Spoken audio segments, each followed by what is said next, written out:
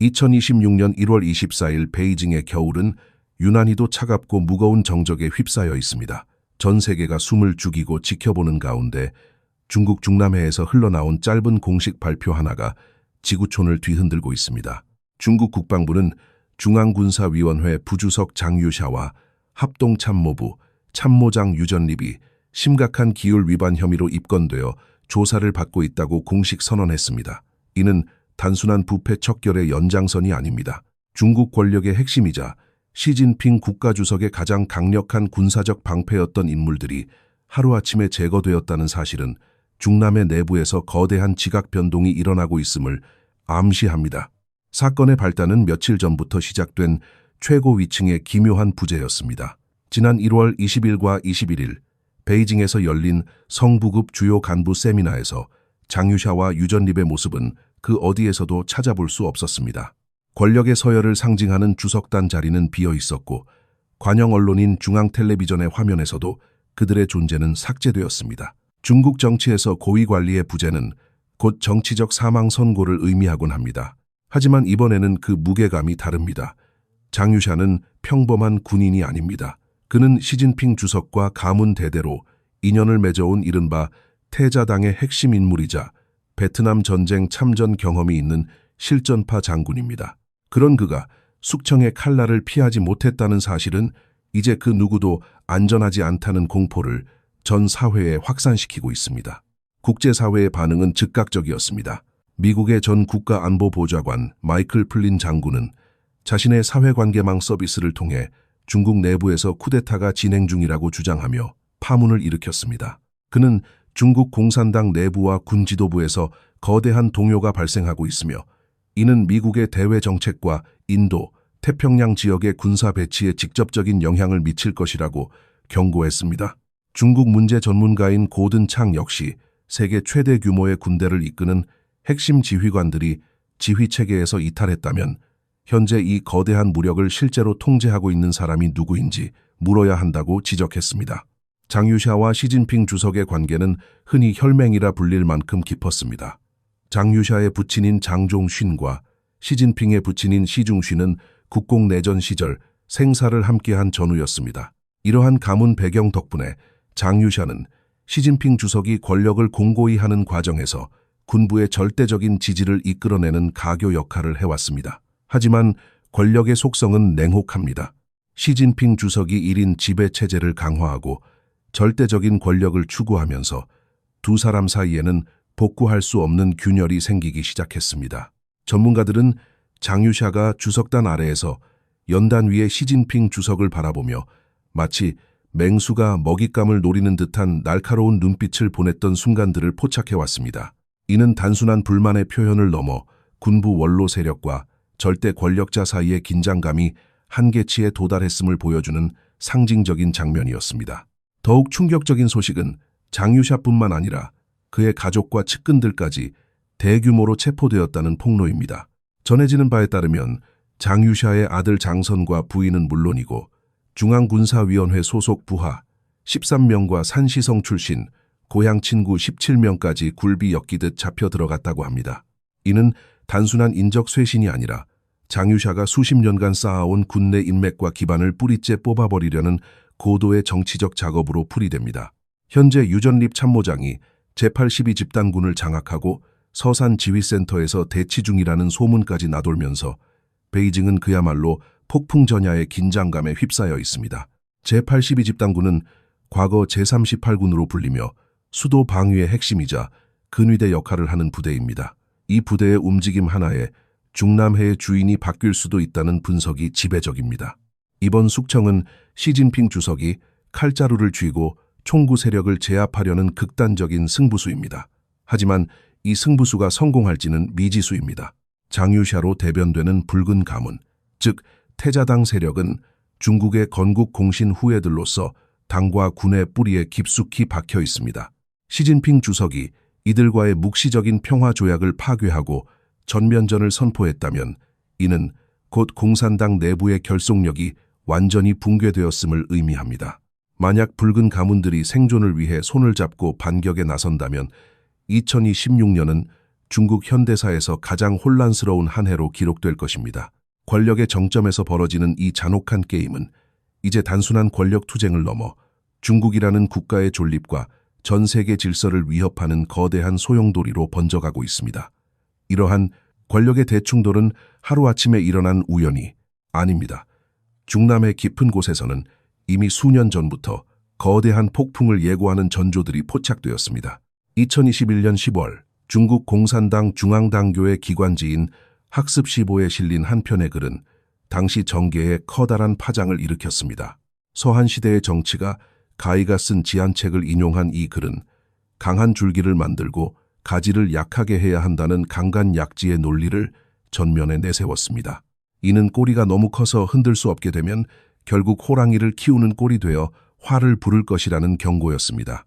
당시 시진핑 주석은 당내 관계를 근대적인 정치 동반자가 아닌 전근대적인 군신 관계로 바라보기 시작했으며 자신에게 위협이 될 수 있는 이른바 제후 세력들을 제거하겠다는 의지를 이 글을 통해 천명한 셈입니다. 장유샤 부주석은 바로 그 제거해야 할 가장 큰 가지 중 하나였습니다. 그는 시진핑 주석의 권력 기반을 다지는 데 결정적인 기여를 했지만 역설적으로 그의 비대해진 군내 영향력은 절대 권력자에게는 제거해야 할 암초가 되었습니다. 권력투쟁의 드라마는 이번 세미나에서 석태봉 중앙조직부장의 기묘한 행보를 통해 더욱 입체적으로 드러납니다. 석태봉 부장은 지난 1월 20일과 21일 고위급 회의에 잇따라 불참하며 숙청설의 중심에 섰습니다. 인사권을 장악한 조직부장의 부재는 당내 관료 시스템이 마비되었음을 의미하는 강력한 신호였습니다. 그러나 1월 23일 그는 돌연 공식 석상에 다시 모습을 드러내며 차기 상무위원 옆에 앉아 세미나 결별식을 주재했습니다. 겉으로 보기에는 상황이 수습된 것처럼 보일 수 있으나 중국 정치의 맥락에서 이러한 복귀는 오히려 더 큰 위기를 감추기 위한 기만술인 경우가 많습니다. 전문가들은 이를 두고 시진핑 주석이 원로 세력을 안심시키기 위해 일시적으로 석태봉을 방출했을 가능성을 제기합니다. 증경홍이나 온자바오와 같은 당내 원로들의 반발을 무마하기 위해 인사 책임자를 잠시 무대에 복귀시킨 뒤 군부 청산이 완료되면 다시 그를 처리할 것이라는 분석입니다. 실제로 과거 마흥서 전 신장석이 역시 실각 직전까지 주요 행사에 얼굴을 비추다 소리 소문 없이 사라졌던 전례가 있습니다.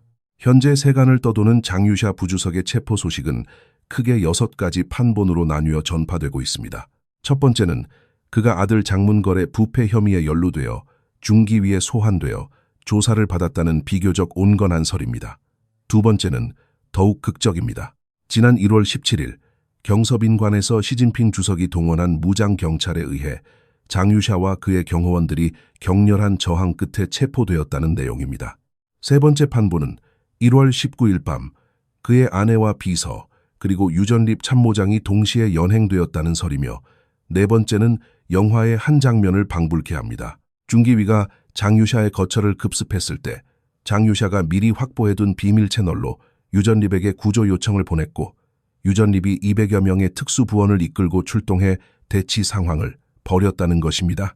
다섯 번째는 모든 것이 단순한 헛소문이라는 설이며 마지막 여섯 번째는 장유샤와 유전립은 물론 시진핑 주석의 최측근으로 알려졌던 종소군까지 함께 체포되어 고위층 내부에 이미 통보가 완료되었다는 설입니다. 이 중에서 특히 주목해야 할 인물은 장승민 중앙군사위원회 위원입니다. 만약 장유샤의 체포가 사실이라면 이는 장승민의 배신이나 협조 없이는 불가능했을 것이라는 평가가 지배적입니다. 시진핑 주석은 장승민을 파격적으로 발탁하여 자신에게 충성하게 만들었으며 장승민은 로켓군 숙청 과정에서 자신의 안위를 지키기 위해 장유샤와의 일시적 동맹을 깨고 시진핑 주석의 손을 잡았을 가능성이 큽니다. 시진핑 주석은 장승민이라는 내부 조력자를 통해 군부의 핵심 정보를 파악하고 원로들의 반대를 무력화시킬 수 있는 흑자료를 확보했을 것입니다. 이는 전형적인 이재희의 수법으로 군부 내부의 균열을 이용해 가장 위험한 적을 제거하는 고도의 심리전입니다. 이러한 내부 투쟁의 결과가 어떠하든 중남해의 긴장은 이제 돌이킬 수 없는 지점을 넘어섰습니다. 시진핑 주석이 공산당의 불문율이었던 붉은 가족에 대한 면책 특권을 스스로 파괴했다는 사실은 당내 모든 계파에게 생존을 위한 투쟁을 강요하고 있습니다. 유언이나 왕진의 후손들을 포함한 수많은 태자당 인사는 이제 자신들이 다음 차례가 될 수 있다는 공포 속에서 집단적인 반격을 모색할 수밖에 없습니다. 과거 소련의 고르바초프 시대에도 원로 가문들에 대한 청산이 시작되면서 체제 붕괴의 서막이 올랐던 것처럼 2026년 베이징에서 벌어지는 이 잔혹한 숙청의 연쇄고리는 중국 공산당이라는 거대한 조직의 근간을 뿌리째 흔들고 있습니다. 권력의 핵심부에서 발생한 이 지진은 이제 정치적 영역을 넘어 경제와 사회 전반으로 그 충격파를 전달하며 중국이 마주한 7대 위기와 결합하여 전례 없는 대혼란을 예고하고 있습니다. 정치적 숙청의 칼바람이 베이징의 심장부를 핥히고 지나가는 사이 그 이면에서는 더욱 치명적이고 거대한 파도가 중국이라는 국가의 토대를 집어삼키려 하고 있습니다. 전문가들은 2026년 1월을 기점으로 중국이 단순히 일시적인 경기 침체를 넘어 구조적이고 치명적인 7대 위기의 소용돌이에 진입했다고 진단합니다. 권력의 정점에서 벌어지는 암투가 눈에 보이는 불꽃이라면 경제와 사회 전반에 퍼진 이 위기들은 보이지 않는 곳에서 산소를 차단하며 체제의 숨통을 조여오고 있습니다. 그 첫 번째 위기는 바로 인구 구조의 변화가 불러온 연금 시스템의 붕괴입니다. 수십 년간 이어온 급격한 고령화와 저출산은 마침내 연금 지급액이 수입액을 압도하는 임계점을 넘어섰습니다. 도시와 농촌, 그리고 정규직과 비정규직 사이의 극심한 불평등은 연금 체계의 근간을 흔들고 있습니다. 이제 막 사회에 첫 발을 내딛는 청년들은 자신이 노년이 되었을 때 단 한 푼의 연금도 받지 못할 것이라는 공포에 사로잡혀 연금 가입을 거부하고 있습니다. 계좌는 비어가고 지불해야 할 대상은 폭증하는 이 가혹한 현실은 단순한 경제 수치를 넘어 세대 간의 갈등과 사회적 계약의 파기로 이어지고 있습니다. 두 번째는 지방정부의 재정자금률 하락과 숨겨진 부채의 폭발입니다. 중국의 고속성장을 뒷받침했던 이른바 토지재정 모델은 이제 수명을 다했습니다. 지방정부 수입의 절반 이상을 차지하던 토지 매각 대금이 급감하면서 각 지자체는 공무원의 월급조차 제때 지급하지 못하는 처지에 놓였습니다. 수면 아래 감춰져 있던 방대한 규모의 그림자, 금융과 음성적인 부채들은 이제 통제 불가능한 수준으로 불어났습니다. 인프라 건설을 위해 마구잡이로 빌려 쓴 자금들은 이제 거대한 이자 폭탄이 되어 돌아왔고, 이는 국가 전체의 금융 시스템을 위협하는 시한폭탄이 되었습니다. 세 번째 위기는 중국인의 자산 70% 이상이 묶여있는 부동산 시장의 동반몰락입니다. 과거 황금알을 낳는 거위로 추앙받던 핵심 도시의 신규 주택 판매는 멈춰섰고, 중고주택 시장에는 팔리지 않는 매물들이 산더미처럼 쌓여가고 있습니다. 재고 소화 주기가 역대 최장 기록을 경신하면서 자산 가치는 유례없는 속도로 하락하고 있습니다. 집값이 오를 것이라는 믿음이 사라진 자리에 남은 것은 대출금을 갚지 못해 길거리로 나앉을지 모른다는 하우스 푸어들의 비명뿐입니다. 부동산 버블의 붕괴는 소비 심리를 완전히 얼어붙게 만들었고, 이는 다시 내수 시장의 침체로 이어지는 악순환의 고리를 형성했습니다. 네 번째는 이러한 실물 경제의 위기가 금융의 최전선인 중소은행으로 전이되고 있다는 점입니다. 부실 대출이 급증하면서 지방 중소은행들의 자본 건전성은 바닥을 드러냈습니다. 은행 간 자금 융통은 긴장 상태에 빠졌고, 자산관리 상품의 상환 지연이 속출하면서 예금주들의 불안감은 극에 달해 있습니다.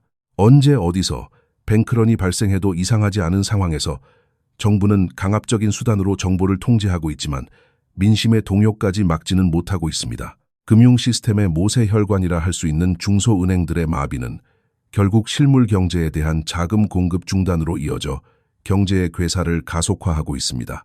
이 네 가지 위기는 서로 독립된 사건이 아니라 긴밀하게 연결되어 서로의 파괴력을 키우고 있습니다. 연금이 부족해진 노인들은 지갑을 닫고 지방정부의 재정난은 공공서비스의 질을 떨어뜨리며, 부동산 가격 하락은 중소은행의 담보 가치를 훼손합니다. 그리고 이 모든 경제적 고통의 화살은 결국 권력의 정점을 향하게 됩니다. 중남해의 지도부가 군부 숙청에 매달리는 이유 역시 이러한 경제적 실정을 덮고 내부의 불만을 외부의 적으로 돌리거나 공포 정치를 통해 통제권을 유지하려는 필사적인 몸부림에 불과할지도 모릅니다. 2026년의 첫 달 중국은 이처럼 경제적 기초 체력이 고갈된 상태에서 유례없는 정치적 경랑을 동시에 맞이하고 있습니다. 경제의 모세혈관인 중소은행들이 비명을 지르기 시작한 지금 그 충격은 이제 중국 경제의 심장부인 제조 현장으로 번져가고 있습니다. 다섯 번째, 위기는 바로 산업이익의 급감과 그로 인한 고용시장의 붕괴입니다. 과거 중국을 세계의 공장으로 만들었던 그 활기찬 기운은 이제 사라진 지 오래입니다. 공업기업들의 이윤은 매달 역대 최저치를 경신하고 있으며 생산 성장률은 눈에 띄게 둔화되었습니다. 공장 문을 닫는 기업들이 늘어나면서 도시의 거리에는 일자리를 잃은 노동자들이 넘쳐나고 있습니다. 정부는 공식 통계를 통해 고용시장이 안정적이라고 선전하고 있지만 현장에서 느껴지는 체감 온도는 영하권을 밑돌고 있습니다. 특히 고등교육을 받은 청년들이 갈 곳을 잃고 배달업이나 단순 노동으로 내몰리는 현실은 중국이 자랑하던 인적 자본의 성장이 멈추었음을 시사합니다. 미래에 대한 희망을 잃은 세대의 좌절감은 단순한 경제적 수치를 넘어 사회 전반의 활력을 앗아가고 있습니다. 이러한 고용의 위기는 중국이 오랫동안 외면해온 여섯 번째 위기인 인구 구조의 재앙과 맞물려 더욱 심각한 국면으로 치닫고 있습니다. 수십 년간 유지되어 온 한 잔여 정책의 부작용이 마침내 통제 불능의 수준으로 터져 나오기 시작한 것입니다. 출생률은 매년 충격적인 최저치를 기록하고 있으며 노동 가능 인구는 무서운 속도로 줄어들고 있습니다. 한때 아이들의 웃음소리로 가득했던 유치원들은 이제 하나둘 문을 닫거나 노인 요양시설로 변모하고 있습니다. 이는 단순한 숫자의 감소가 아니라 소비시장의 실종과 생산성 저하라는 이중고를 의미합니다. 젊은 층이 떠나고 노인들만 남은 농촌과 중소도시들은 유령 도시화되어 가고 있으며 이러한 인구 절벽은 중국 경제가 다시는 과거의 영광을 되찾을 수 없을 것이라는 비관적인 전망의 태기를 받고 있습니다. 인구는 국가의 근간이며 그 근간이 뿌리째 흔들리고 있다는 사실은 그 어떤 정치적 선전으로도 가릴 수 없는 냉혹한 현실입니다. 마지막 일곱 번째 위기는 중국 경제의 마지막 생명줄이었던 외부 수요의 전면적인 하락입니다. 세계 경제의 불확실성과 공급망 재편 속에서 중국산 제품에 대한 전 세계의 수요는 급격히 얼어붙었습니다. 연안 지역의 항구에는 주인을 찾지 못한 빈 컨테이너들이 산처럼 쌓여 있고 한때 24시간 불이 꺼지지 않던 수출 공장들의 전력 소비량은 급감했습니다. 수출 주문이 줄어들면서 외화 벌이에 비상이 걸렸고 이는 곧바로 환율 불안과 외자 유출 가속화로 이어지고 있습니다. 중국 경제를 지탱하던 거대한 수레바퀴 중 하나가 완전히 멈춰선 것입니다. 수출의 붕괴는 단순히 한 산업의 몰락이 아니라 중국 경제 시스템 전체를 지탱하던 달러 유입의 통로가 차단되었음을 의미합니다. 이는 마치 카드로 만든 집이 무너지듯 하방 압력을 견디지 못한 경제 구조 전체의 연쇄 붕괴를 초래할 위험을 내포하고 있습니다.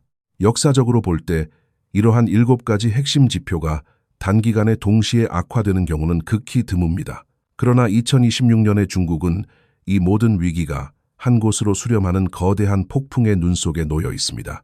경제 전문가들은 이를 두고 시스템적 실망의 공명이라고 부릅니다. 재정과 금융, 그리고 인구와 산업이라는 4가지 축이 동시에 무너지면서 발생하는 진동은 사회의 기초 체력을 완전히 소진시키고 있습니다. 국민들의 마음속에는 이제 정부가 이 위기를 해결할 능력이 없다는 깊은 불신이 자리 잡았습니다. 과거 진강이나 이상복과 같은 고위 관료들이 연이어 실종되었을 때 느꼈던 그 막연한 불안감은 이제 나의 생존과 직결된 구체적인 공포로 변했습니다.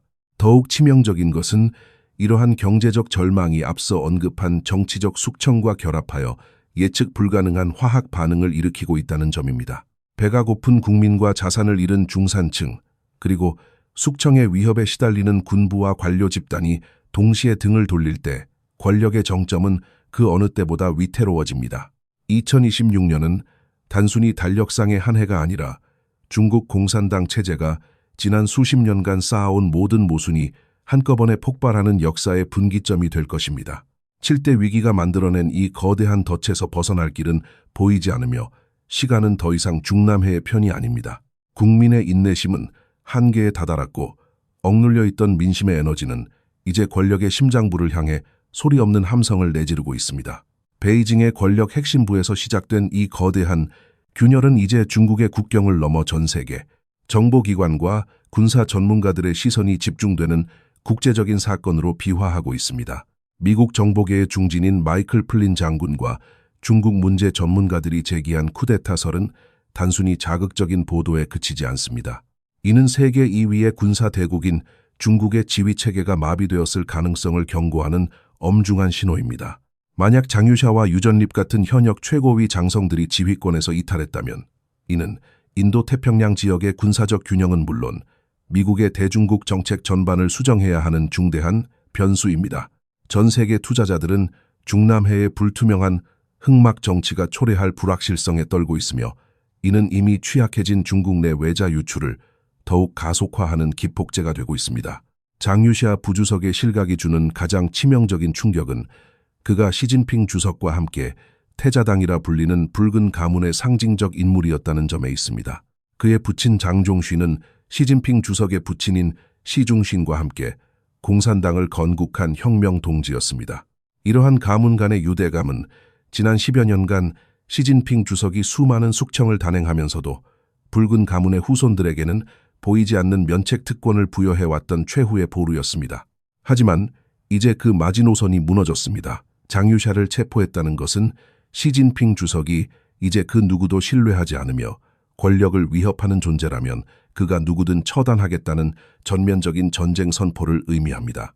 이는 당내에 남아있던 최소한의 결속력을 파괴하고 모든 관료가 각자 도생의 길을 선택하게 만드는 정치적 자살골이 될 가능성이 큽니다. 역사는 반복됩니다. 소련 말기 고르바초프 시대에도 구세력과 원로 가문들에 대한 청산이 시작되면서 체제 내부의 공감대가 무너졌고 이는 결국 거대한 제국의 붕괴로 이어졌습니다. 1971년 린레노 사건 이후 중국 군부가 겪었던 극심한 혼란이 2020년 오늘 다시 재현되고 있는 것입니다. 특히 이번 사태는 앞서 살펴본 7대 경제 위기와 맞물려 있다는 점에서 더욱 치명적입니다. 경제적 고통을 겪고 있는 국민과 생존의 위협을 느끼는 붉은 가문의 후손들, 그리고 숙청의 공포에 사로잡힌 군부가 어느 시점에서 연대하게 된다면 시진핑 주석의 1인 지배, 체제는 예상보다 빠르게 붕괴할 수 있습니다. 류원이나 왕진의 후손들을 비롯한 개국 공신들의 자녀들이 침묵을 깨고 반격에 나서는 순간 중남해의 주인은 다시 한번 바뀔 것입니다.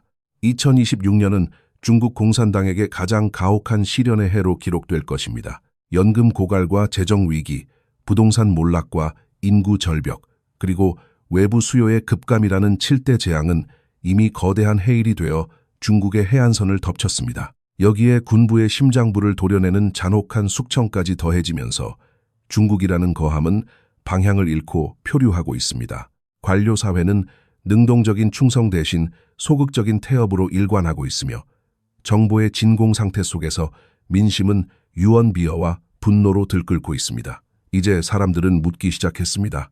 과연 이 모든 희생이 누구를 위한 것이며 우리가 가고 있는 이 길이 파멸의 길은 아닌지 말입니다.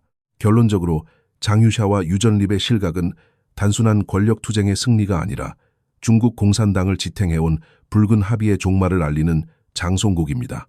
권력이 집중될수록 그 기반은 오히려 취약해지며 공포로 세워진 성벽은 내부의 작은 균열에도 쉽게 무너져 내리는 법입니다.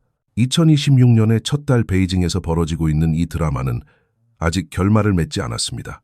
하지만 한 가지 분명한 사실은 권력의 향방이 어떻게 결정되든 그 대가는 오롯이 중국 인민들의 몫이 될 것이라는 점입니다. 역사의 수레바퀴는 멈추지 않으며 민의가 곧 진실이고 민심이 곧 힘이라는 격언은 시대를 막론하고 변하지 않는 진리입니다. 중남해의 어두운 장막 뒤에서 벌어지는 이 치열한 사투를 우리는 끝까지 지켜보아야 합니다. 그것이 중국의 미래를 넘어 전 세계의 평화와 직결된 문제이기 때문입니다. 2026년은 중국이 진정한 변화의 길로 들어설지 아니면 통제 불능의 혼란 속으로 빠져들지를 결정짓는 운명의 분기점이 될 것입니다. 진실은 가릴 수 없으며 시간은 결국 정의의 편에 설 것입니다. 오늘 우리가 목격한 이 일련의 사건들이 훗날 중국 현대사의 거대한 전환점으로 기록되기를 희망하며 이번 분석을 마칩니다. 끝까지 함께해 주신 여러분께 깊은 감사를 드립니다.